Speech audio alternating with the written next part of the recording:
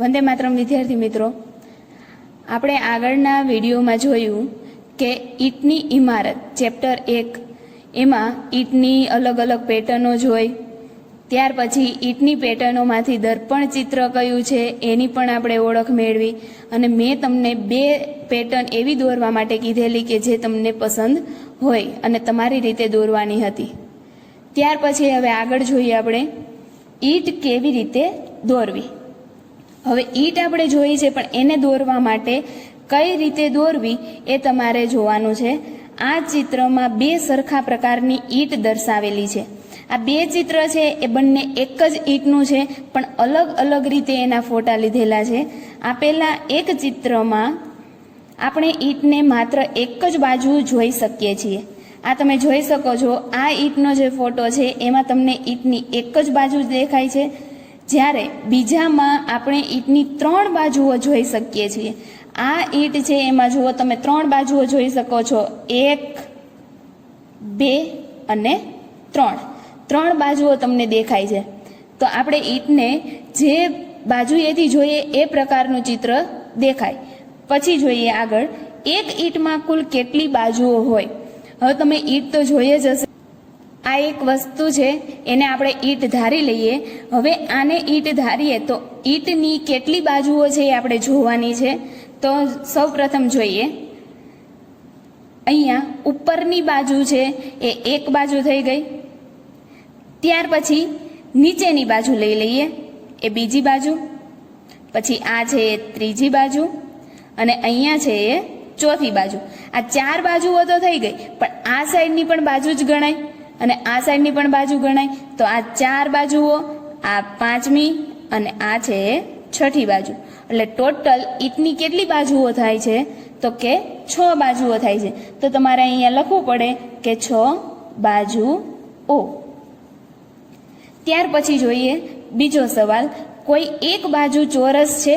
હવે આપણે આને ઈંટ ધારેલી છે, સેમ આવી જ ઈંટ હોય તો તમે આ ઈંટને ફેરવો અને તમને ક્યાંય ચોરસ દેખાય છે? આ બાજુએથી જુઓ તમને લંબચોરસ દેખાય છે, અહીંયાથી જુઓ તો પણ લંબચોરસ દેખાય છે, અહીંયાથી જુઓ તો પણ લંબચોરસ દેખાય છે. તો ક્યાંય પણ તમને ચોરસ જોવા મળતું નથી. તો અહીંયા લખવાનું નથી. અહીંયા તમને બીજો સવાલ આપવામાં આવ્યો છે, ઈંટની સૌથી નાની બાજુ દોરો. હવે તમે જે આ ઈંટ લ્યો છો એ ઈંટમાંથી સૌથી નાની બાજુ કઈ છે એ તમારે જોવાની. તમે ઈંટની 6 બાજુઓ જોઈ, એમાંથી સૌથી નાની બાજુ કઈ આવે છે? તો કે આ પહેલી અને બીજી બાજુ છે એ મોટી છે, એની જ બાજુમાં આ બાજુ છે એ પણ મોટી છે. તો સૌથી નાની બાજુ કઈ થઈ? તો કે આ બાજુ થઈ. તો એક નાનું લંબચોરસ દોરો એટલે ઈંટની સૌથી નાની બાજુ છે એ તમને જોવા મળે છે. તો તમારે અહીંયા એક નાનું લંબચોરસ દોરવું કે જેથી એ નાની બાજુ થઈ જાય. ત્યાર પછી જોઈએ, હવે આ ઈંટ છે એ દોરવી હોય, તમારે પૂર્ણ રીતે ઈંટને દોરવી હોય તો કઈ રીતે દોરશો? તો એના માટે તમારે ઈંટમાં જે લંબાઈ, પહોળાઈ અને ઊંચાઈ આવે છે એની સમજૂતી મેળવવી પડે. તો સૌથી પહેલાં ઈંટની આ જે બાજુ છે એને આપણે લંબાઈ કહીશું. આ જે લાંબી બાજુ છે એ લંબાઈ, આ જે નાની બાજુ છે એ પહોળાઈ. અને અહીંયા તમે આવી રીતે ઇરેઝરને મૂકો, એટલે કે ઈંટને મૂકો. અહીંયા ચોપડી પરથી ઉપરની તરફ આવતા તમને જે બાજુ દેખાય છે એ થશે ઊંચાઈ. તો ઇરેઝરમાં તમને લંબાઈ, પહોળાઈ અને ઊંચાઈ સમજી શકો છો. આ છે એ લંબાઈ, આ છે એ પહોળાઈ અને નીચેથી ઉપરની સાઈડ આવતા જેટલું માપ મળે છે એ છે ઊંચાઈ. તો તમને લંબાઈ, પહોળાઈ અને ઊંચાઈની સમજ અહીંયા મળી ગઈ છે. પછી આગળ જોઈએ, આપેલ ચિત્રોમાંથી ઈંટની બાજુ જેવી દેખાતી આકૃતિ પર ખરાની નિશાની કરો. હવે તમારે આ બધી આકૃતિ જોવાની છે. આમાં ઈંટની એક પણ બાજુ તમને લાગતી હોય તો એની ઉપર તમારે ખરાની નિશાની કરી દેવાની. પહેલું ચિત્ર છે એ તમને ઈંટ જેવું લાગે છે? નથી લાગતું, તો એની ઉપર ખરાની નિશાની આવશે નહીં. પછીનું છે એ જુઓ, એ પણ ઈંટ જેવું લાગે છે? તો નથી લાગતું, તો એમાં પણ ખરાની નિશાની નહીં આવે. બાજુનું ચિત્ર જુઓ, એ તમને ઈંટની બાજુ લાગે છે? તો કે આપણે ઇરેઝરને ઈટ માનેલી તો તમને આ બાજુ દેખાય છે, સેમ એવી બાજુ લાગે છે? તો કે હા, તો આ ઈટની બાજુ હશે. તો અહીંયા તમારે ખરાની નિશાની કરવી. પછીનું છે આ. હવે આ તમને ચોરસ લાગે છે, જ્યારે આપણે ઇરેઝરમાં અથવા તો ઈટમાં જોઈએ તો એ તમને કેવું મળે છે? લંબચોરસ. તો આ છે એ ઈટની બાજુ હશે? નહીં હોય. ત્યાર પછીનું ચિત્ર જુઓ. આ છે ઈટની બાજુ લાગે છે? નથી લાગતી, તો એમાં પણ ખરાની નિશાની નહીં આવે. પછીનું છે ત્રિકોણ. હવે ત્રિકોણ તો હોઈ શકે જ નહીં, તો ઈટની બાજુ હોય નહીં, તો એમાં પણ ખરાની નિશાની નહીં. પછીનું છે એ ષટકોણ. ષટકોણ પણ ઈટની એકે બાજુએ જોવા મળતું નથી, તો એમાં પણ ખરાની નિશાની નહીં આવે. પછીનું છે એ લંબચોરસ. લંબચોરસ છે એ તમને ઈટની બાજુ જેવી લાગે છે? તો કે હા, તો અહીંયા તમારે ખરાની નિશાની કરવાની. પછીનું જોઈએ આગળ. નીચે આપેલ ચિત્રોમાંથી ઈટની આકૃતિ કઈ છે તેની પર ખરાની નિશાની કરો. હવે અહીંયા તમે જે રીતે જોયું, અહીંયા તમે બાજુઓ જોઈ, હવે અહીંયા તમારે પૂરેપૂરી ઈટ જોવાની છે. તો જોવા જોઈએ આમાંથી કયું એવું ચિત્ર છે કે જે તમને ઈટ જેવું લાગે છે, એ તમારે શોધવાનું અને એના પર તમારે ખરાની નિશાની કરવાની. વિચારો જોઈએ કયું લાગે છે? તો કે આ છે એ તમને ઈટ જેવું લાગે છે, તો એના પર તમારે ખરાની નિશાની કરવી. પછી આગળનું જોઈએ.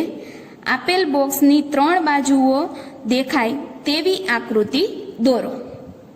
હવે તમને અહીંયા કંપાસ બોક્સ આપ્યું છે. હવે કંપાસ બોક્સ એટલે એ તમારે લંબચોરસ જેવું જ થશે, ઈટ જેવું જ થશે, તો એને તમારે દોરવાની છે. તો એને તમે કઈ રીતે દોરશો? તો હું તમને અહીંયા ઈટ દોરતા શીખવાડું છું. એ રીતે તમારે તમારી ચોપડીમાં અહીંયા ઈટ દોરવાની છે. તો દોરીએ. સૌથી પહેલા તો તમારે એક ત્રાંસુ લંબચોરસ દોરવું. આવી રીતે.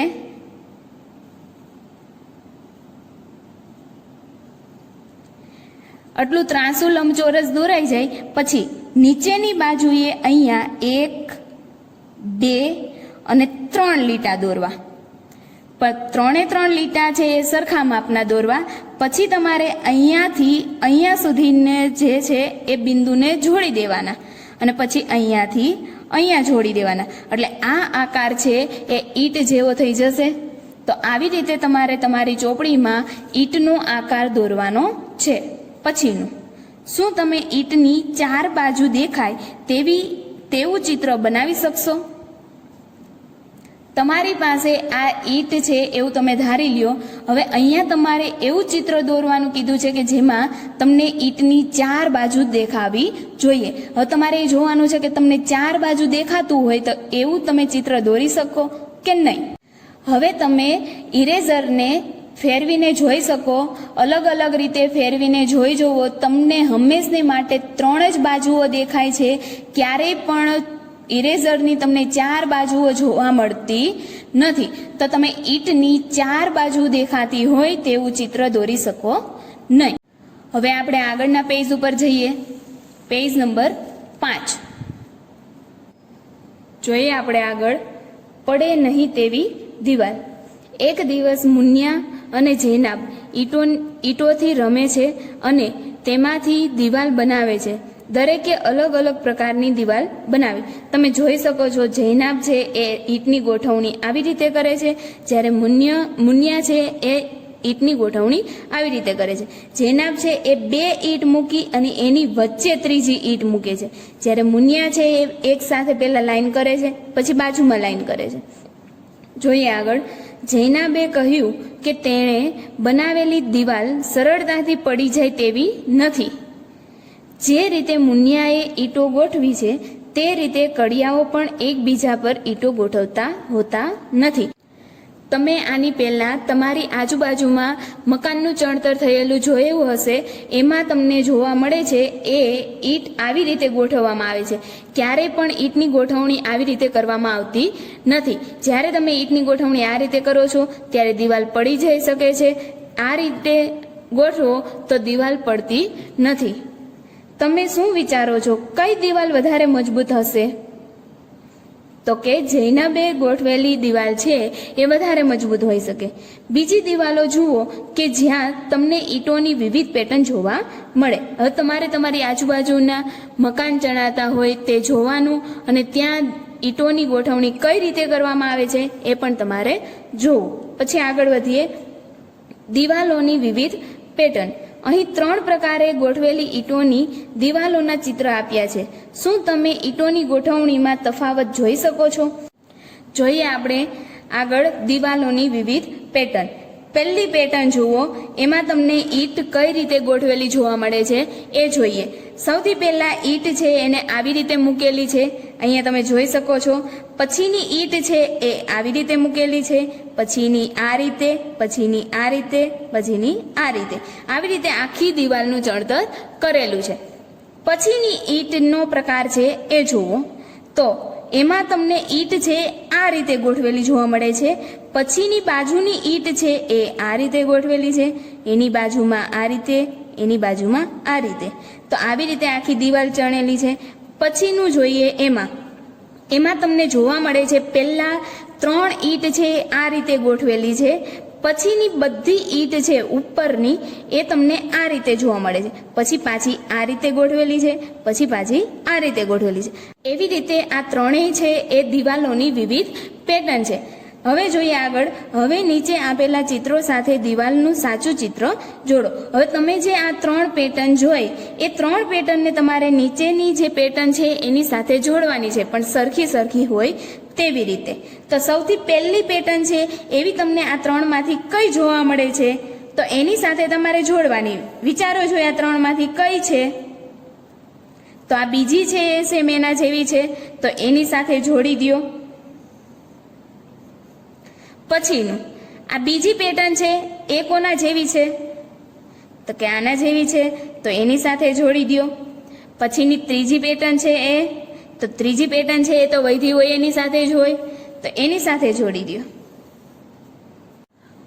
હવે જોઈએ આગળ.